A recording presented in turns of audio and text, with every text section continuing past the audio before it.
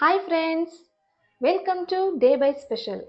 ಇದು ನನ್ನ ಹೊಸ ಚಾನಲ್ ಆಗಿರುತ್ತೆ. ಪ್ಲೀಸ್ ನಂಗೆ ಸಪೋರ್ಟ್ ಮಾಡಿ. ಇವತ್ತು ಈಸಿ ಹಾಗೂ ಟೇಸ್ಟಿಯಾಗಿ ಕ್ಯಾರೆಟ್ ಹಲ್ವಾನ ಹೇಗೆ ಮಾಡೋದು ಅಂತ ನೋಡೋಣ ಬನ್ನಿ. ಮೊದಲು ಒಂದು 4 ಕ್ಯಾರೆಟ್ ತೊಗೊಂಡು ತುರಿದಿಟ್ಕೊಂಡಿದ್ದೀನಿ. 1 ಕಪ್ ಹಾಲು, 1 ಕಪ್ ಸಕ್ಕರೆ, 1 ಕಪ್ ಡ್ರೈ ಫ್ರೂಟ್ಸ್ ಇಟ್ಕೊಂಡಿದ್ದೀನಿ. ತುಪ್ಪ ಅಥವಾ ಎಣ್ಣೆನ ನೀವು ಬಳಸ್ಕೋಬೋದು. ಒಂದು ಪ್ಯಾನ್ ಇಟ್ಕೊಂಡು ಎಣ್ಣೆ ಅಥವಾ ತುಪ್ಪನ ಹಾಕ್ಕೊಂಡು ಡ್ರೈ ಫ್ರೂಟ್ಸ್ನೆಲ್ಲ ಬಿಸಿ ಮಾಡಿ ಸೈಡ್ ಇಟ್ಕೊಳ್ಳೋಣ. ಮತ್ತು ಅದೇ ಪ್ಯಾನ್ಗೆ ಇನ್ನು ಸ್ವಲ್ಪ ಎಣ್ಣೆ ಹಾಕ್ಕೊಂಡು ತುರಿದಿರುವಂತಹ 4 ಕ್ಯಾರೆಟ್ಗಳನ್ನು ಹಾಕೋತಾ ಇದ್ದೀನಿ. ಕ್ಯಾರೆಟ್ಗಳನ್ನು ಕೂಡ ಚೆನ್ನಾಗಿ ಹುರ್ಕೋಬೇಕು. ಕ್ಯಾರೆಟಲ್ಲಿ ಹಸಿ ವಾಸನೆ ಬರ್ದೇ ಇರೋ ಥರ ಚೆನ್ನಾಗಿ ಹುರ್ಕೊಳ್ಳೋಣ.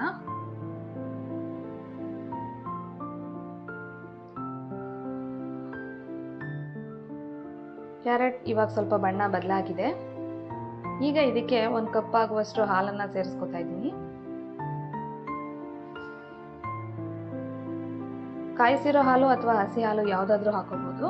ನಾನಿಲ್ಲಿ ಸ್ವಲ್ಪ ಬಿಸಿ ಮಾಡಿರೋ ಹಾಲನ್ನೇ ಸೇರ್ತಿದ್ದೀನಿ.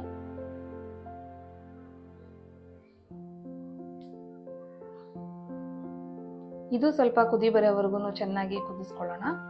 ಮುಚ್ಚಳ ಮುಚ್ಚಿ 5 ನಿಮಿಷ ಕುದಿಸಿದ್ದೀನಿ. ನೋಡ್ತಿರ್ಬೋದು, ಕುದಿ ಬರ್ತಾ ಇದೆ. ಹಾಲನ್ನೆಲ್ಲ ಚೆನ್ನಾಗಿ ಹೀರ್ಕೊಂಡು ಕ್ಯಾರೆಟ್ ಇವಾಗ ಸ್ವಲ್ಪ ಗಟ್ಟಿಯಾಗಿದೆ. ಈ ಟೈಮಲ್ಲಿ ನಾವು ಇದಕ್ಕೆ ಸಕ್ಕರೆನ ಆ್ಯಡ್ ಮಾಡ್ಕೊಳ್ಳೋಣ. 1 ಕಪ್ ಆಗುವಷ್ಟು ಸಕ್ಕರೆ,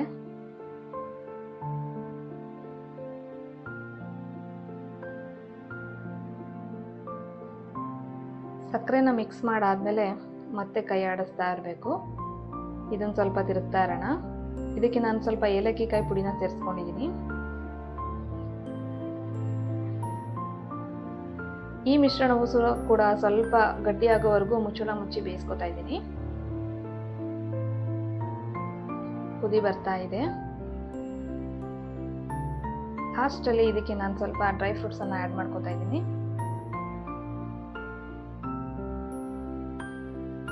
ರುಚಿಯಾದ ಟೇಸ್ಟಿಯಾದ ಮನೇಲಿರುವಂತಹ ವಸ್ತುಗಳನ್ನೇ ಬಳಸಿ ಮಾಡಿರುವಂತಹ ಕ್ಯಾರೆಟ್ ಹಲ್ವಾ ಈಗ ರೆಡಿ ಆಗಿದೆ.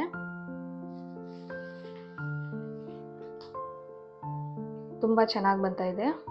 ಸ್ಮೆಲ್ ಅಂತೂ ತುಂಬ ಚೆನ್ನಾಗಿದೆ.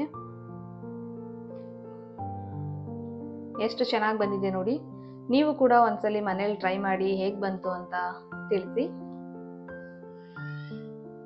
ನನ್ನ ಮಕ್ಳಿಗಂತೂ ಈ ಕ್ಯಾರೆಟ್ ಹಲ್ವಾ ತುಂಬ ಇಷ್ಟ.